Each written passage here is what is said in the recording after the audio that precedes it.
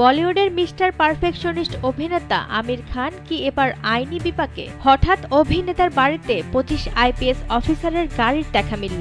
সামাজিক যোগাযোগ মাধ্যমে ভাইরাল হওয়া এক ভিডিওতে দেখা যায় একের পর এক পুলিশের গাড়ি বেরিয়ে আসছে তার বাড়ি থেকে, আর তা নিয়ে শুরু হয়েছে ভক্তকুলের মনে নানান জল্পনা।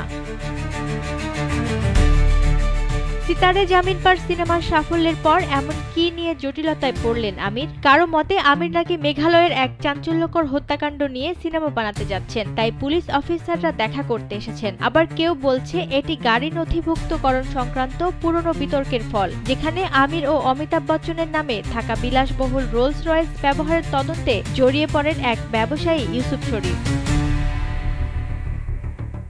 তবে মেঘালয়ের ঘটনার সিনেমা নিয়ে গুঞ্জনের জবাব দিয়েছেন স্বয়ং আমির খান। তিনি বলেন, এগুলো সবই গুজব, এমন কোনো সিনেমা আমি করছি না। এদিকে নেটিজেনদের মনে সন্দেহ এখনো দূর হয়নি, তবে ঠিক কী কারণে এই 25 পুলিশ অফিসারের দল অভিনেতার বাড়িতে তা এখনো স্পষ্ট নয়।